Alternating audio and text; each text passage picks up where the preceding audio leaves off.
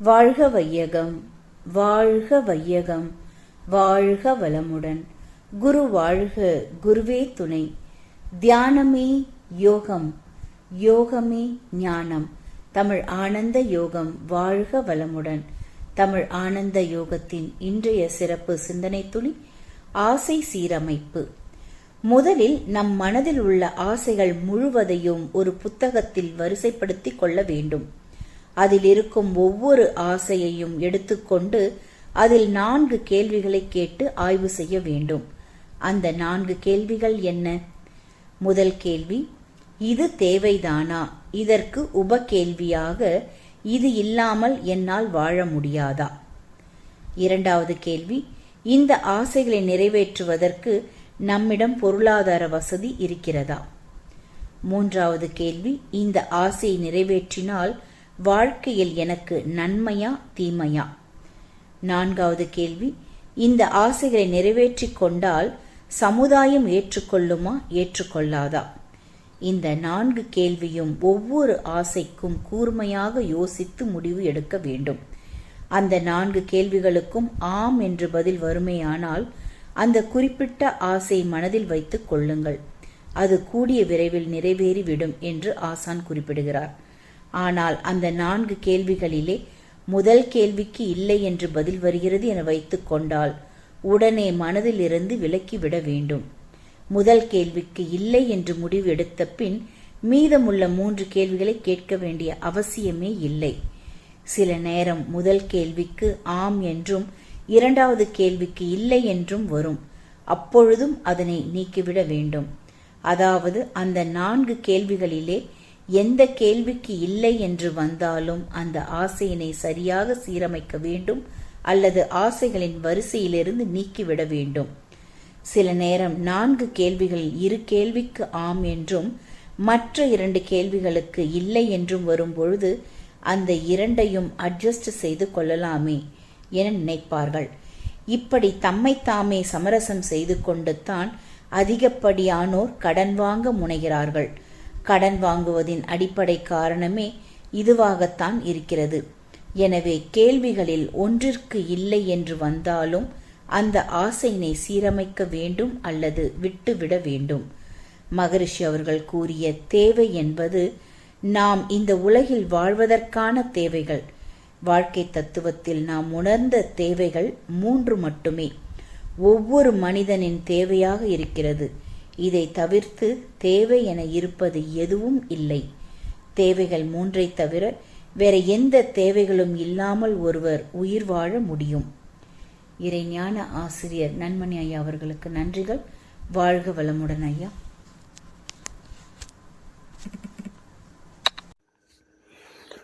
வாழ்க வையகம், வாழ்க வையகம், வாழ்க வளமுடன். குரு வாழ்க, குருவே துணை. குருவின் மலரடி போற்றி. சிந்தனையை உடல் நலத்தை சீரமைத்து உய்வித்த குருவே வாழ்க. இன்றைய சிந்தனை தொழிகள் வாசித்த ரிஷி பாபா அவர்களுக்கு நன்றி. தியானமே யோகம், யோகமே ஞானம். தமிழ் ஆனந்த யோகம் வாழ்க வளமுடன். இன்றைய சிந்தனை தலைப்பு ஆசை சீரமைப்பு. ஆசையை ஏன் சீரமைக்க வேண்டும்? ஆசை சீரமைப்பு என்ற தலைப்பு. ஆசையை எதற்காக சீரமைக்க வேண்டும் என்றால் வேறு ஒன்றுமில்லை, ஆசையை ஆசையாக வைத்துக் கொள்வதற்காக. இது என்ன?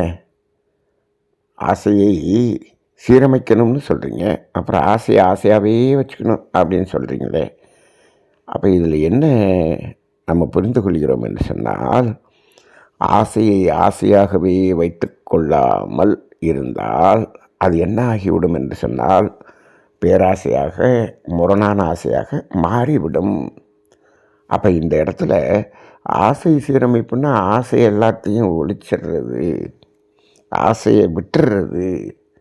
ஆசையே துன்பத்துக்கு காரணம், எனவே ஆசையை அறவே ஒழிக்க வேண்டும் என்று புத்தர் சொன்னார் அப்படின்னா சொல்லிட்டு நம்ம ஆசையை விட்டுறது என்பது ஆசை சீரமைப்பு என்பது அல்ல. ஆசை துன்பத்துக்கு காரணம், எனவே ஆசையை அறவே ஒழிக்க வேண்டும் என்று புத்தர் ஆசைப்பட்டார் என்று அடிக்கடி நாம் சொல்லுவோம். இப்போது அந்த ஆசையை ஆசையாக அப்படியே நிறுத்துவது என்பதற்கான ஒரு பயிற்சி தான் இந்த பயிற்சியாக இருக்கிறது. சரி, ஏன் நிறுத்த வேண்டும்? நிறுத்தினால் அது நின்று கொண்டே இருக்காதா? ஆசை இருந்து கொண்டே இருக்காதா என்று சொன்னால் அப்படி அல்ல. ஆசை நிறைவேறிவிட்டால் அது மறைந்துவிடும். ஆசை இருந்து கொண்டே இருக்காது, அது மறைந்துவிடும். எப்படி மறையும்? எங்களுக்கெல்லாம் மறைய மாட்டேதே அப்படின்னா, அது மறையவில்லை என்று சொன்னால் அது ஆசை அல்ல. நீங்கள் ஆசையை நிறைவு செய்துவிட்டால் அது மறைந்துவிடும். அப்படின்னா இப்போ எது ஆசைன்னு தெரிஞ்சால் தான் அதை புரிஞ்சுக்க முடியும். இப்போ ஒரு சின்ன உதாரணமாக பார்ப்போம். ஆசை என்பதற்கு டெஃபினிஷன் என்ன? தேவையின்பால் ஏற்படும் எண்ணமே ஆசை அப்படின்னு மகரிஷி சொல்லிட்டாங்க. தேவையின் அடிப்படையில் எழக்கூடிய எண்ணம் ஆசை. எது தேவை? அப்போ சுற்றி கடைசியில் நம்ம எங்கே வந்துடுறோம்? வாழ்க்கை தத்துவத்தில் தேவைக்கு வந்துடுறோம். பசி, தாகம், தட்பவெப்பத்திலிருந்து பாதுகாப்பு, உடல் கழிவுகளின் உந்துவேகம். சரி, இந்த மூணையும் எடுத்துக்கங்க. இந்த மூணின் அடிப்படையில் எழக்கூடியது தான் ஆசை. அந்த ஆசை இருந்து கொண்டே இருக்குமா? பாருங்கள், பசி என்பது இயற்கை துன்பம். அந்த துன்பத்தை போக்க வேண்டும் என்ற உந்துதல் தான் ஆசை.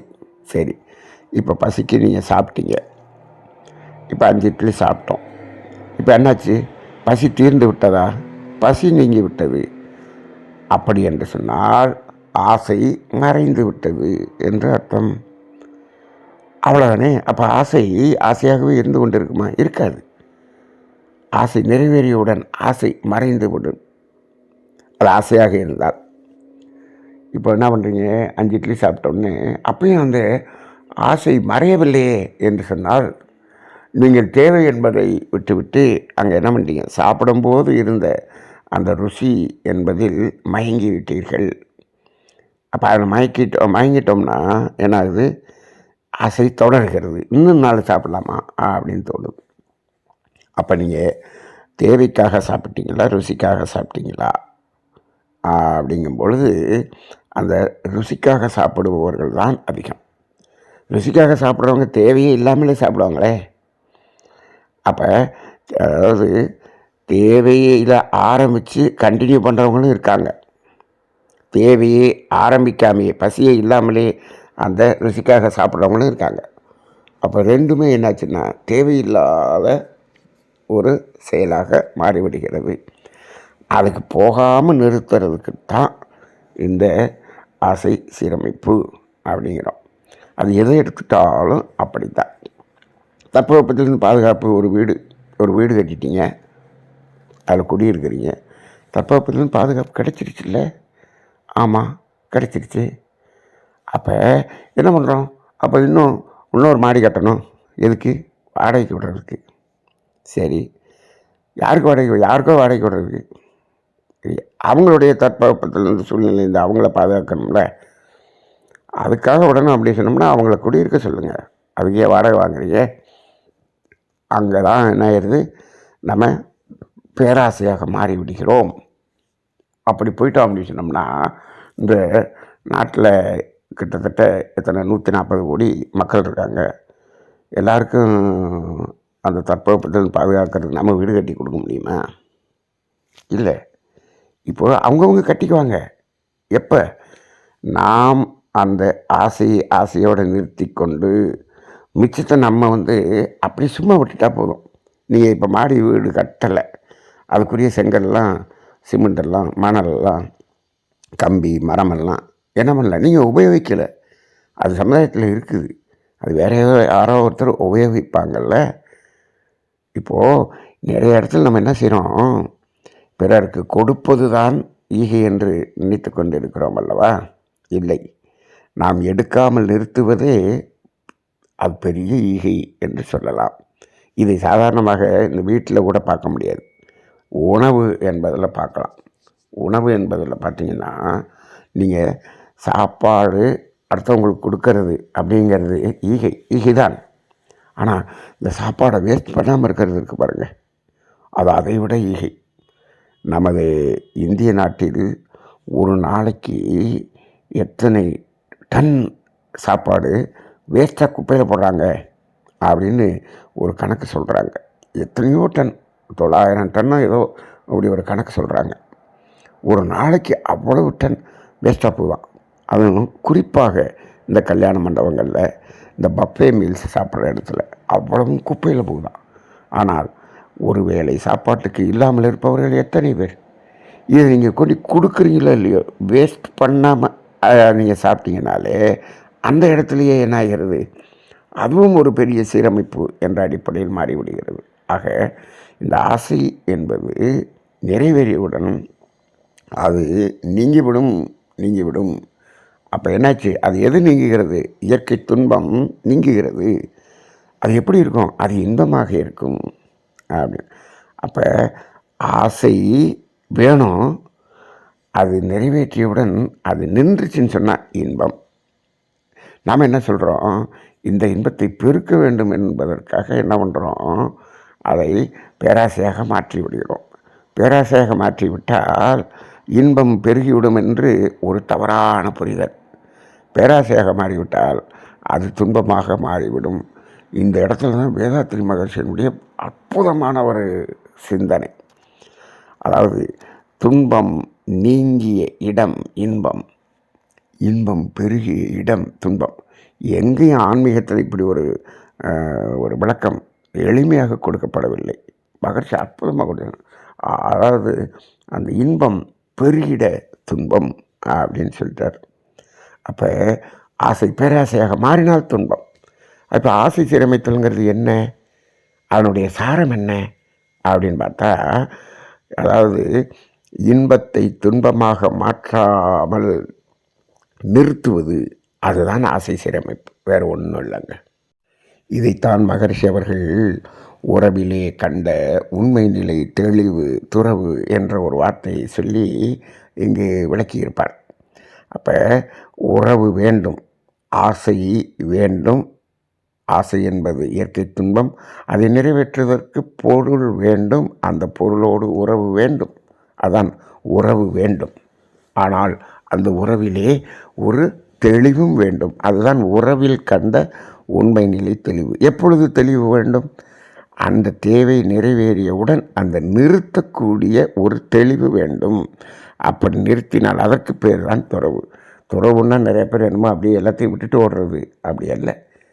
ஒவ்வொரு உறவிலும் துறவு வேண்டும் அப்படின்னு சொல்கிறார். சாப்பிடும்போது துறவு வேணும். ஒரு வீடு கட்டிட்டீங்களா, ஒரு துறவு. ஒரு சட்டை போட்டுட்டிங்களா, துறவு. யூரின் போயிட்டோமா, துறவு. எல்லாத்துலேயும் துறவு. பாத்ரூம் போனோம், யூரின் போகிறதுக்கு ரொம்ப அர்ஜெண்ட்டாக இருக்குது, ரொம்ப கஷ்டமாக இருக்குது.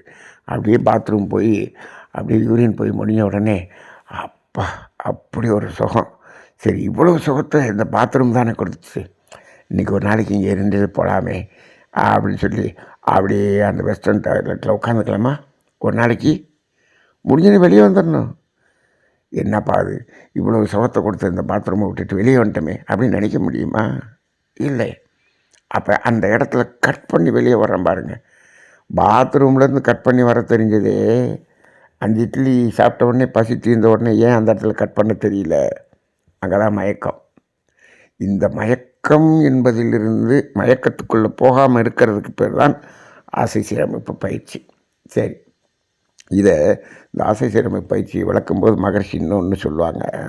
அதாவது யாருக்காவது இறைவனை பார்க்க வேண்டுமா என்று கேட்பார். ஆமாம், இறைவனை பார்க்க வேண்டும் என்ற ஆசை இருக்கிறது. ஆமாம் என்று ஒன்றும் ரொம்ப சுலபம்ப்பா அப்படிம்பார். என்ன சுலபம்? நீ உன் மனதில் இருக்கக்கூடிய ஆசைகள் எல்லாத்தையும் எழுது, என்னென்ன இருக்கோ எல்லாம் பெண்டிங் இருக்கானா எழுது அப்படின்னு. இவர் ஒரு 550 எழுதி வச்சுட்டான்னு வச்சுக்கோங்க.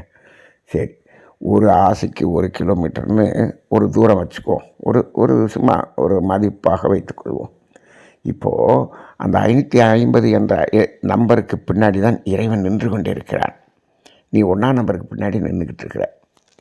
அப்போ உனக்கும் இறைவனுக்கும் 550 கிலோமீட்டர் தூரம் இருக்கிறது.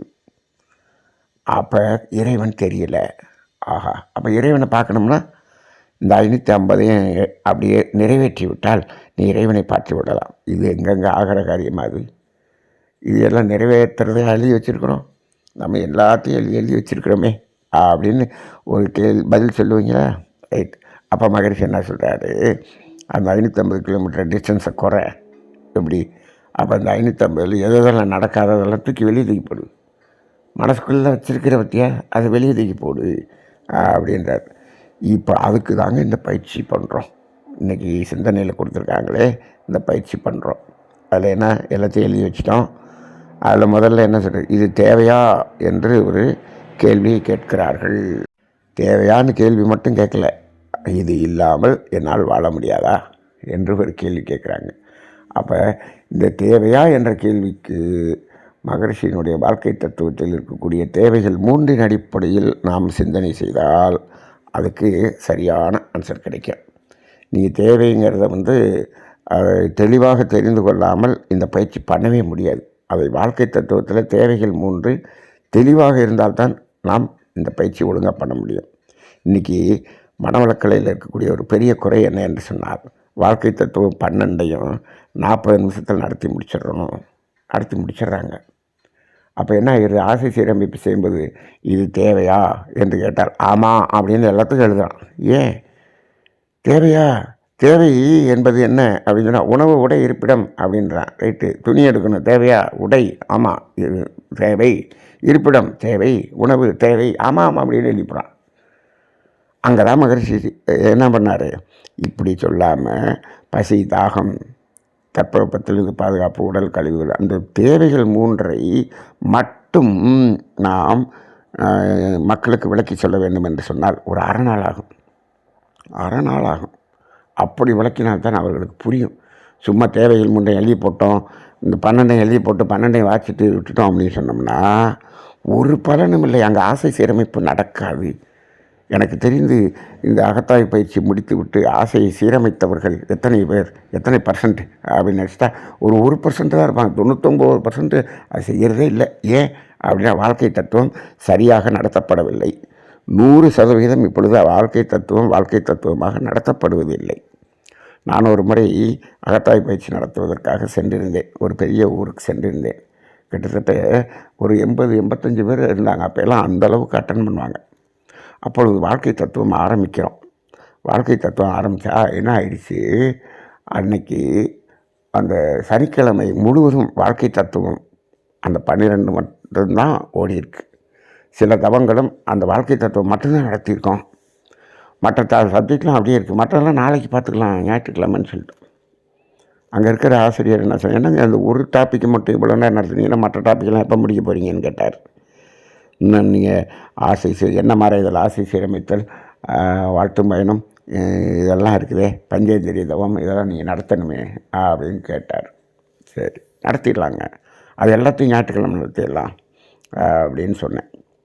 அப்போ ஒரு டாப்பிக்கே ஒரு நாள் தான் இதெல்லாம் எப்படி நடத்தி, இந்த வாழ்க்கை தத்துவத்தை தெளிவாக நடத்தி விட்டால் இந்த என்ன மறைதல், ஆசை சீரமைத்தல், சினம் தவிர்த்தல், கவலை ஒழித்தல் எல்லாமே சுலபமாக நடத்தி விடலாம். ஈஸியாக நடத்திடலாம். அவங்க ஈஸியாக அதை நடைமுறைப்படுத்திடுவாங்க. இந்த வாழ்க்கை தத்துவத்தை சரியாக நடத்தாமல் நீங்கள் எத்தனை தடவை என்ன மறைதல், ஆசை சீரமைத்தல், சினம் தவிர்த்தல், கவலை ஒழித்தல் நடத்தினாலும் அது நடைமுறைக்கு வராது என்று சொன்னேன். அவர் ஒத்துக்கொள்ளவில்லை. அவர் அந்த நேரத்துப்படி தான் நடத்த வேண்டும் என்று ஸ்ட்ரிக்டாக பேசினார். சரி, அப்படி என்றால் நான் தகுதி இல்லாதவன் என்று நீங்கள் நடத்தி கொள்ளுங்கள் என்று வந்துவிட்டேன் என்று வைத்துக்கொள்ளுங்கள். இந்த இடத்துல அதே இடத்தில் ஒரு அன்பர் அந்த வாழ்க்கை தத்துவம் என்பதை கேட்டவர் என்ன செய்தார், அதே ஊரில் இருக்கக்கூடிய ஒரு அறங்காவலரிடம் சென்று இந்த வாழ்க்கை தத்துவத்தை இன்னும் தெளிவாக எங்களுக்கு நடத்த வேண்டும் என்று சொன்னார். அப்பொழுது வாழ்க்கை தத்துவம் மட்டும் ஒரு 2 நாட்கள், சனி ஞாயிறு 2 நாட்கள் வாழ்க்கை தத்துவ பயிற்சி என்று இந்த 12 2 நாள் பயிற்சியாக அதே இடத்தில் நடத்தி காண்பித்தோம். 180 அன்பர்கள் வந்திருந்தார்கள். அப்படி நடத்த வேண்டும். மகரிஷி அவர்கள் இதை ஏன் இந்த இந்த தத்துவத்தை எல்லாம், அந்த வாழ்க்கை தத்துவத்திலிருந்து நான்யார் வரைக்கும் ஏன் ஒவ்வொரு வயசான காலத்தில் கூட சனி ஞாயிறில் அந்த சப்ஜெக்ட் தான் நடத்துவார். ஏன் திரும்ப திரும்ப திரும்ப பல 1000 தடவை நடத்தினார்? அப்போ அது தெளிவாக இருக்க வேண்டும். அப்பொழுதுதான் அந்த ஆசை சீரமைத்தல் செய்ய முடியும். அப்போ என்ன பண்ணுறோம், இப்போ தேவைதானா, இந்த தேவையின் அடிப்படையில் எடுத்து பார்த்தீங்கன்னா இந்த 550 பார்த்தீங்கன்னா எத்தனை நிற்கும், ஒரு 10 தான் மிச்சம் 540 வெளியில் போயிடும். இந்த முதல் கேள்வியிலேயே வெளியே போயிடும். இப்போ நம்ம இந்த சிந்தனையில் என்ன சொல்லியிருக்கோம், முதல் கேள்விக்கு நோ என்று வந்து விட்டால் அதுக்கப்புறம் அடுத்த கேள்வியை கேட்காத, அந்த ஆசையை என்ன பண்ணிடு, தூக்கி வெளியே தள்ளிடு. அப்படி இல்லாட்டி அதை நடைமுறைப்படுத்துகிற மாதிரி மாற்றிக்க அப்படின்பார். அப்போ இந்த இடத்துல ஒரு ஆசை இருக்கிறது, இது தேவைதானா, தேவை இல்லை. ஏன், இப்போ ஒரு அழகான வீடு, சரி, நீங்கள் தேவைதானா, உங்களுக்கு குடியிருக்க வீடு இருக்குது, சரி. இப்போ என்னாச்சு, இன்னொரு அழகான வீடு நீங்கள் பார்க்குறீங்க, அதை வாங்கணும்னு நினைக்கிறீங்க, இது தேவையா, தேவையில்லை. சரி, எதுக்கு தேவை, இப்போ நீங்கள் வேறு மாதிரி வச்சுக்குவோம், இது குடியிருக்கிறதுக்கு, அது பார்க்குறதுக்கு அழகாக இருக்குது, அதனால் ரசிக்கிறதுக்காக அது எனக்கு தேவை அப்படின்னு வச்சுக்கோங்க. உடலின் தேவைக்கு இருக்குது, மனதின் தேவைக்கு வேணும்னு வச்சுக்குவோம், அதை ரசிக்கிறதுக்கு நல்லா இருக்குது, ரசிக்கணும், ரைட்டு. இப்போது அதற்கு உனக்கு வாய்ப்பு வசதி, வாங்கிறதுக்கு வசதி இருக்குதா, 50 லட்சம் இருக்குதா, இல்லை, சரி. இப்போ என்ன பண்ணலாம், அப்போ நீங்கள் எடுத்துடுறீங்கன்னு வச்சுக்கோங்க, நீங்கள் ரசிப்பதற்குத்தானே கேட்டீங்க, நீங்கள் அதை காசு கொடுத்து வாங்கணும்னு அவசியம் இல்லை. அது என்ன பண்ணலாம், நீங்கள் மட்டும் ரசிக்கலாம்.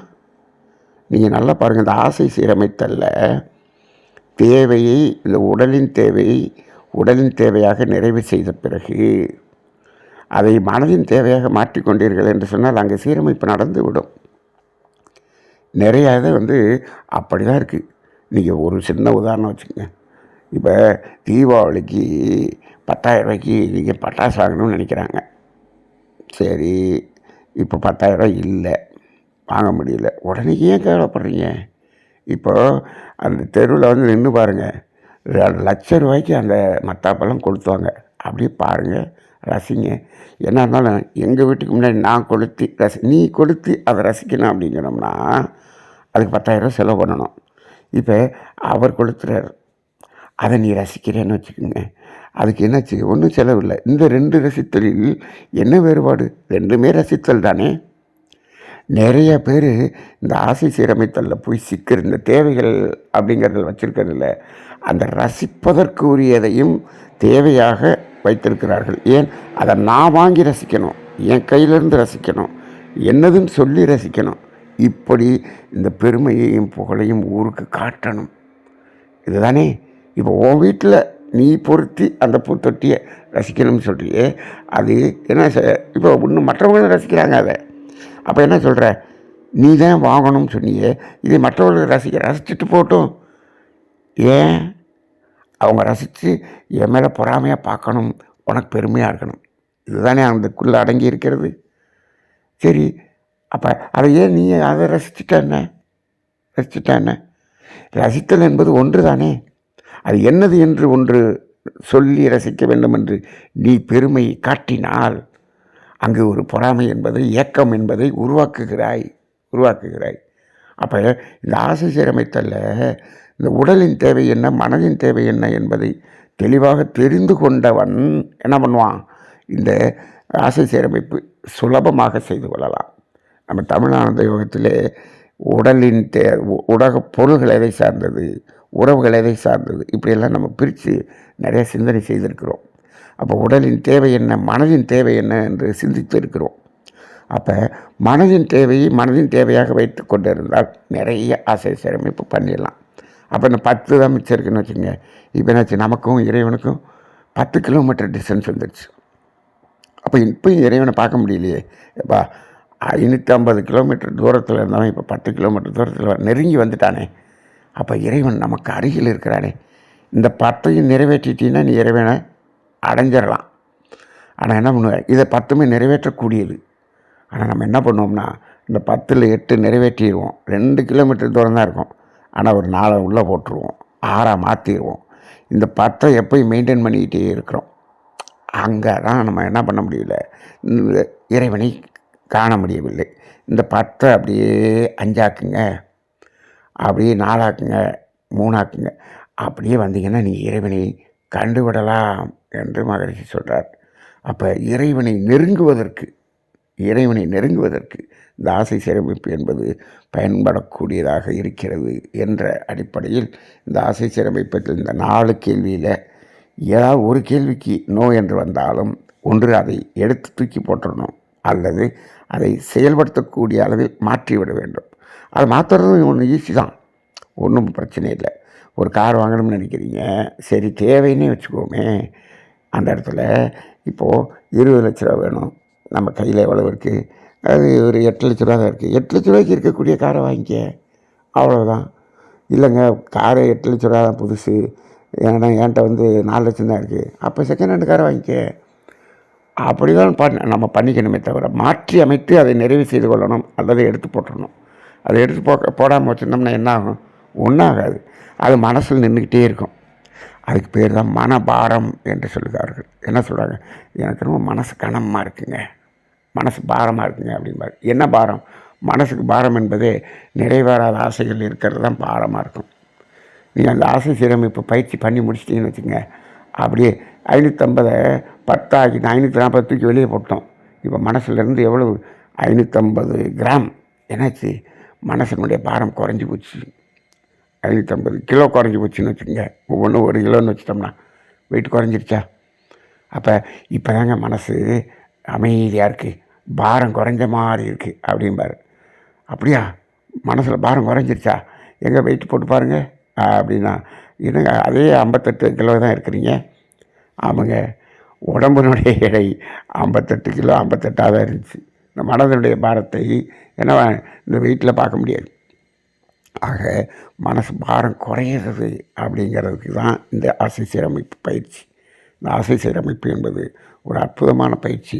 அதில் ஒரு தெளிவும் புரிதலும் இருந்தால் சுலபமாக அதிலிருந்து நாம் நீங்கி விடலாம். அதிலிருந்து நாம் பேராசையாக மாற்றாமல் காத்துக்கொள்ளலாம். இந்த இடத்துல பேராசையாக மாற்றி அதை சீரமைப்பது அல்ல, ஆசையை பேராசையாக மாற்றக்கூடிய அந்த இடத்துல நிற்கிறது. அந்த இடத்துல நிற்கிறதுக்கு பேர் தான் விழிப்புணர்வு என்று சொல்வார்கள், விழிப்பு நிலை என்றெல்லாம் சொல்வார்கள்.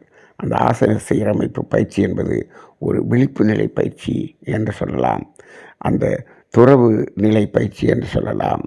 இது பல்வேறு வகையில் இதை நாம் சிந்தனை செய்யலாம். அப்படிப்பட்ட அற்புதமான ஒரு பயிற்சியை ஒரு எளிமையான பயிற்சியாக கொடுத்த அருட்தந்தை வேதாத்ரி மகரிஷி அவர்களை இந்த நேரத்தில் நினைவு கூர்ந்து இந்த பயிற்சியை தொடர்ந்து செய்வோம். இதை தனியாக செய்வதை விட குடும்பமாக அமர்ந்து செய்தால் இன்னும் அற்புதமாக இருக்கும் என்ற ஒரு சிந்தனையோடு இன்றைய சிந்தனையை நிறைவு செய்து கொள்வோம். வாழ்க வையகம், வாழ்க வையகம், வாழ்க வளமுடன். இது ஒரு எளிமையான புரிதல். இதுக்கு பெரிய தத்துவமெல்லாம் தேவையில்லை. இதை எல்லா மக்களுக்கும் தெரியப்படுத்தக்கூடிய அளவில் இந்த சமுதாயத்துக்கு எடுத்து செல்லுங்கள். இதை பகிர்ந்து கொள்ளுங்கள். அனைவரும் இதை சிந்தித்து அனைவரும் ஒரு துன்பத்திலிருந்து விடுதலை பெறட்டும். நன்றி. வாழ்க வளமுடன்.